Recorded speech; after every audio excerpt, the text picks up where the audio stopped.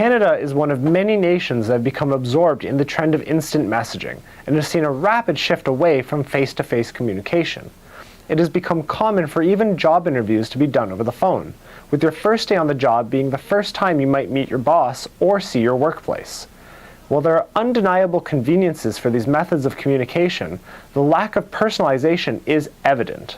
By nearly eliminating interactions when you would need to communicate in real time with someone, abilities to read nonverbal communicatory cues are also quickly diminishing. Human communication is heavily reliant on its verbal features.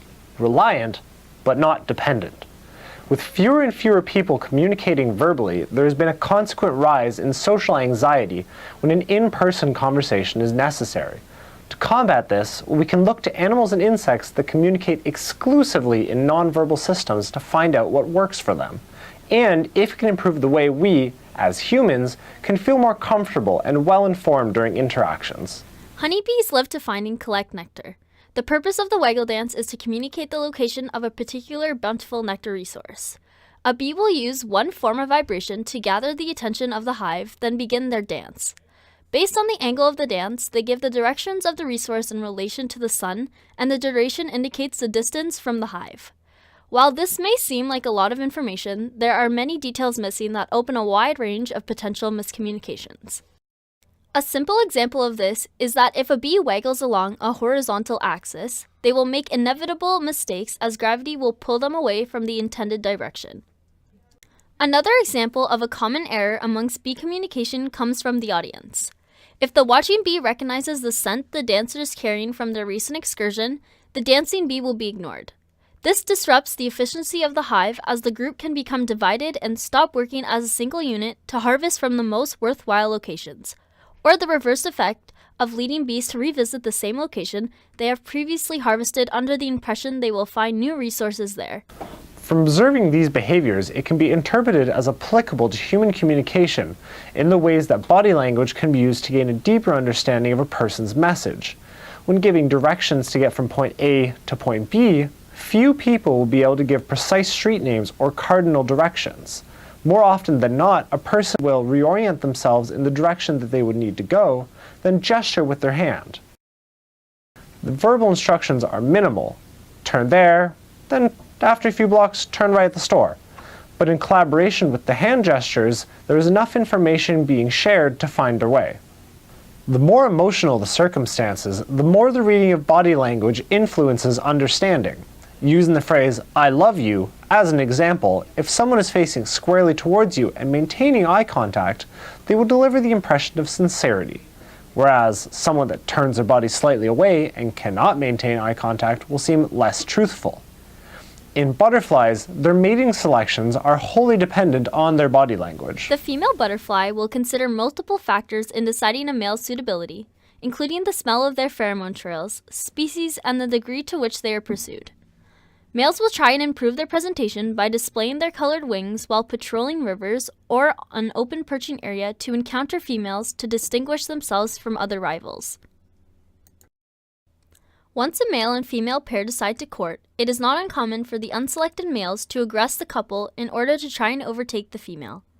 The couple performs a series of movements like a dance, and if the female then decides against the mating option, she will indicate that she is unavailable by raising her abdomen to deter the male, who will move on and continue his search elsewhere.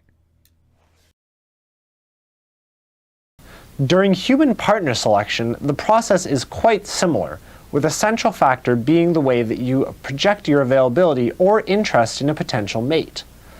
Building the confidence to approach someone you are interested in is contingent on that person showing some signs of reciprocating your feelings.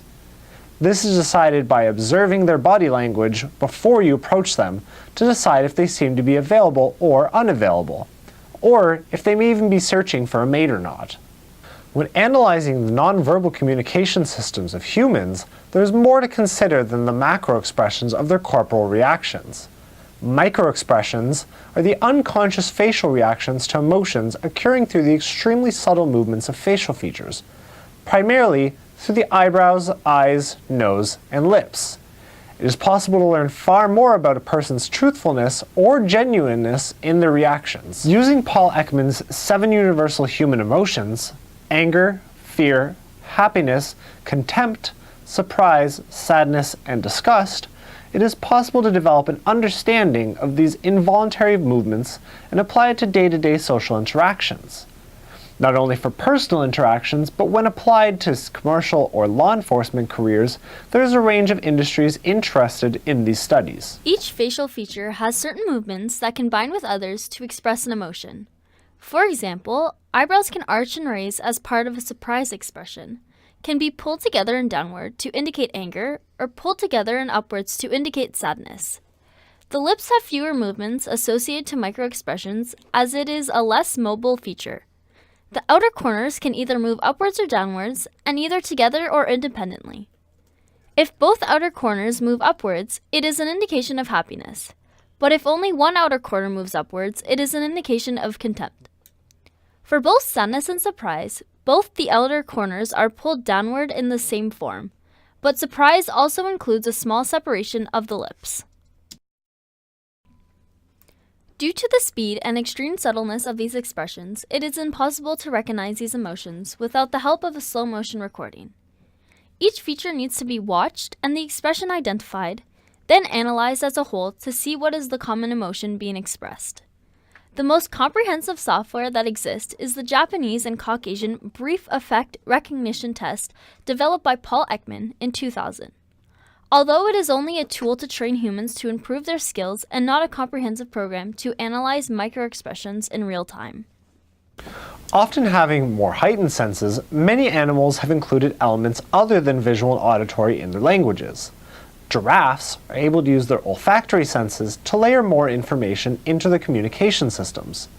During communicatory exchanges, they surround their information with chemicals to encode these additional meanings, and have specially evolved organs in their noses for this task exclusively.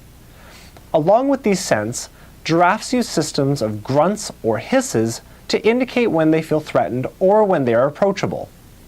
Communication between giraffes involves them seeing something they wish to communicate, which is then shared with others in their environment through the pairing of a hiss or grunt noise along with an olfactory cue. Giraffe olfactory acuity and its purpose to communicate is still an underlooked component to their communication, though it has been found that the information they share through vocalizations is encoded with more meaningful information and details through the use of the pheromonal clouds surrounding the noises. The hisses and grunts are used to categorize the tone of the communication. A grunt or snort is made through the wide nostrils while the giraffe is standing. Its meaning is always a type of warning or call attention to something potentially threatening or dangerous. A hiss is a longer nasal call used to indicate an openness or approachability to other giraffes in their immediate surroundings. Through the behaviors of these species, we, as humans, are able to reflect on the ways we communicate with each other and find the strengths and weaknesses in our language features. With a conscious awareness of where our most common mistakes in communication come from, we create the opportunity to evolve and improve in order to avoid these mistakes and make communication as effective as it can be.